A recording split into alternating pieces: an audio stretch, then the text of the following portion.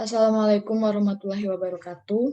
Kami dari kelompok 2 Komunikasi Bisnis. Di sini kami akan mempresentasikan PowerPoint yang berjudul Perencanaan dan Pengorganisasian Pesan-pesan Bisnis.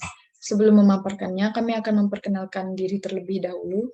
Saya sendiri Solia Kurniadi Fitri, di sini saya sebagai moderator sekaligus pembaca, dan ada juga teman-teman saya yakni Kartika Rabani, Bisa Lusiarni, dan Dini Pabela. Langsung saja ke materi yang pertama.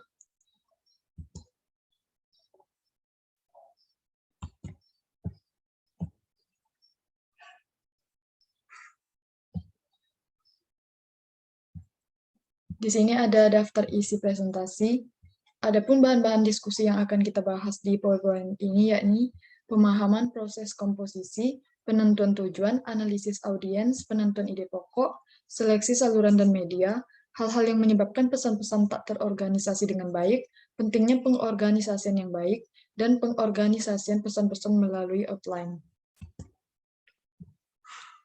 Adapun pemahaman proses komposisi untuk pesan-pesan bisnis, penyusunannya melalui 3 tahap. Yang pertama ada perencanaan, kemudian pengorganisasian, dan ada juga revisi. Untuk penentuan tujuan, sebelum menentukan untuk menyampaikan pesan-pesan bisnis kepada pihak lain, hal yang perlu diperhatikan yaitu apakah tujuan tersebut realistis, apakah waktu sudah tepat, dan apakah tujuannya dapat diterima organisasi tersebut. Selain itu, tujuan kita harus jelas. Penentuan tujuan yang jelas membantu proses pengambilan keputusan yang mencakup, yang pertama keputusan untuk meneruskan pesan, kedua keputusan untuk menanggapi audiens, ketiga keputusan untuk memusatkan isi pesan, dan yang keempat keputusan untuk menetapkan media yang akan digunakan. Selanjutnya ada tujuan komunikasi bisnis, yakni yang pertama memberi informasi, melakukan persuasi, dan melakukan kolaborasi.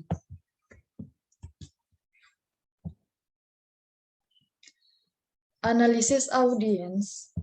Sebelum berkomunikasi, audiens harus diperhatikan dulu.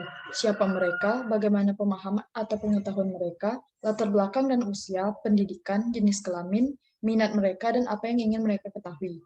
Jawaban untuk semua itu adalah informasi yang sangat penting yang akan mempengaruhi cakupan materi yang diberikan pada audiensnya dan cara mengatasi audiens. Kemudian ada juga mengembangkan profil audiens. Mengembangkan profil audiens gampang jika telah dikenal, tetapi akan menjadi sulit jika audiennya adalah orang yang tidak dikenal, karena komunikator tidak mengetahui mereka. Jadi, komunikator harus menginvestigasi mereka untuk mengantisipasi reaksi mereka. Selanjutnya, materi akan disampaikan oleh rekan saya, Kartika Rapani.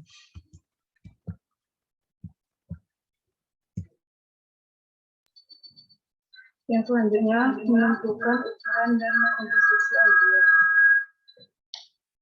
Untuk audiens yang jumlahnya kecil, materi dapat berbentuk laporan sederhana, kemudian dipresentasikan atau dibagikan kepada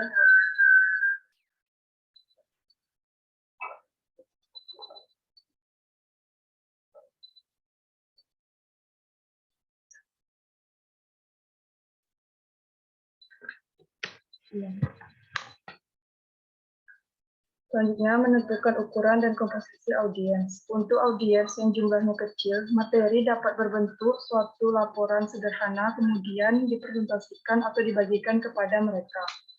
Untuk audiens yang jumlahnya besar, materi dapat berbentuk suatu makalah atau laporan dengan gaya pengorganisasian dan format yang telah formal. Kemudian siapa audiensnya? Bila audiens yang dituju lebih dari satu orang, komunikator perlu mengidentifikasi siapa di antara mereka yang memegang posisi penting. Reaksi audiens. Reaksi audiens yang mungkin muncul perlu diantisipasi. Misalnya audiens yang tidak suka berdebat atau kurang kritis, maka presentasi disajikan langsung pada kesimpulan dan saran-saran. Karena jika diajak berdiskusi, reaksi mereka diduga kurang positif. Tingkat pemahaman audiens. Latar belakang audiens harus diperhatikan. Jika ada jarak latar belakang antara komunikator dan audiens, maka audiens sebaiknya dididik dahulu. Hubungan komunikator dengan audiens. Jika komunikator belum dikenal audiens, mereka harus diyakinkan dulu. Komunikator bisa berpenampilan yang meyakinkan sekali.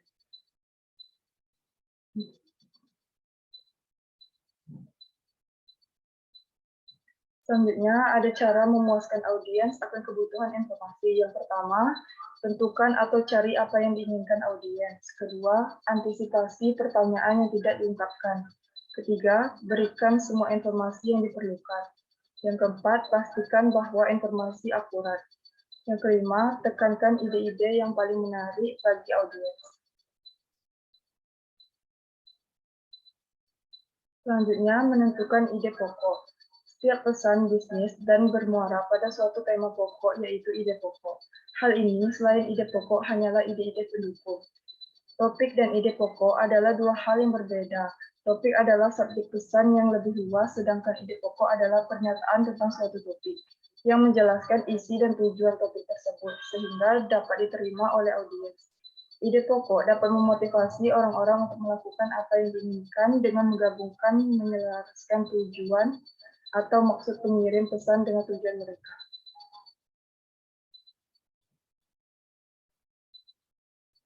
Selanjutnya, teknik curah pendapat atau brainstorming.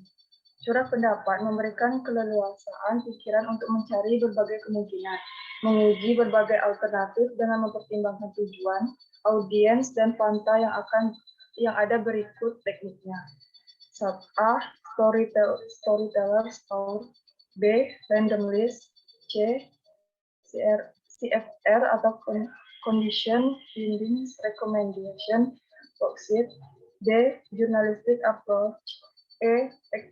Question and Answer Game. Baiklah, materi selanjutnya akan disampaikan oleh teman saya, Wisa Wisyari.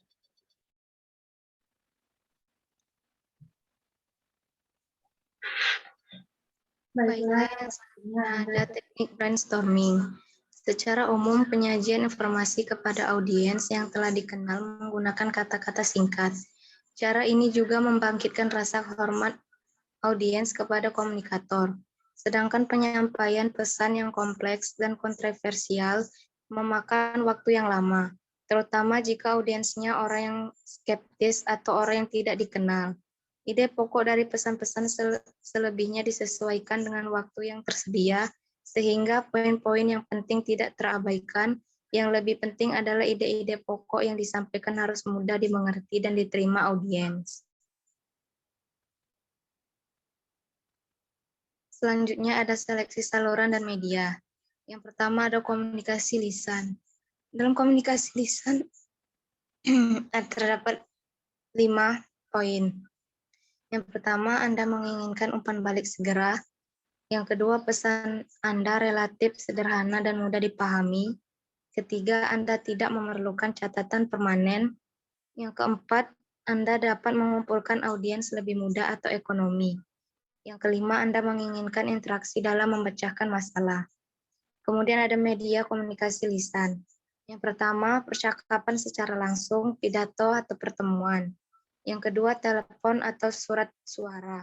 Yang ketiga, voice chat lewat media internet. Yang keempat, audio tape dan video tape. Kemudian ada komunikasi tertulis.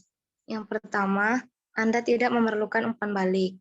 Yang kedua, pesan Anda sangat rinci, kompleks, dan memerlukan perencanaan yang hati-hati.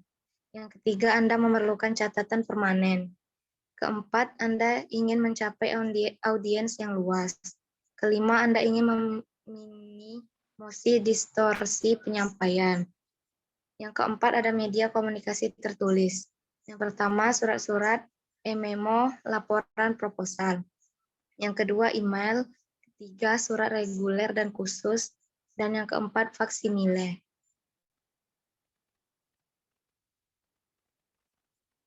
Kemudian ada hal-hal yang menyebabkan pesan-pesan tak terorganisasi dengan baik.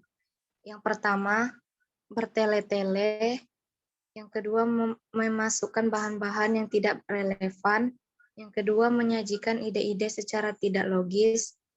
Yang keempat, informasi penting kadangkala tidak tercakup di dalam pembahasan.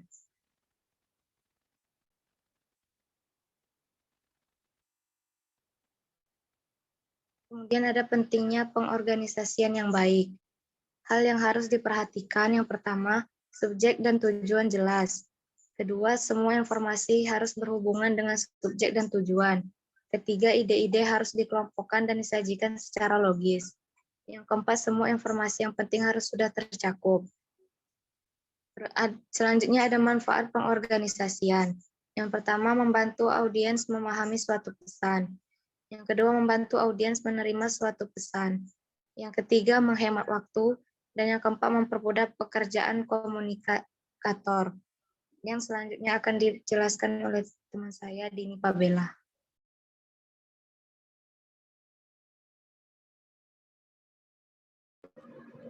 Baiklah, selanjutnya itu pengorganisasian pesan-pesan melalui outline. Mengidentifikasi dan mengelompokkan ide-ide. Yang pertama, mulailah dengan ide pokok. Yang kedua, nyatakan poin-poin pendukung yang penting. Yang ketiga, ilustrasi dengan bukti-bukti.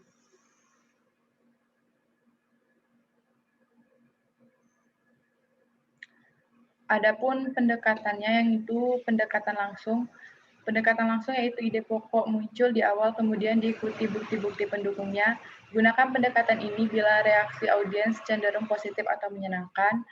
Dan pendekatan tak langsung, bukti-bukti muncul terlebih dahulu kemudian diikuti dengan ide pokoknya muncul terlebih dahulu. Pokoknya, gunakan pendekatan ini jika reaksi audiens cenderung negatif. Memilih rencana organisasional.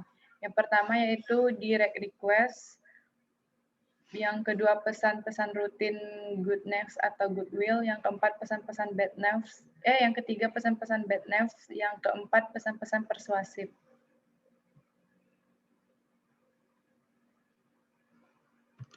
Baik, mungkin itu saja materi dari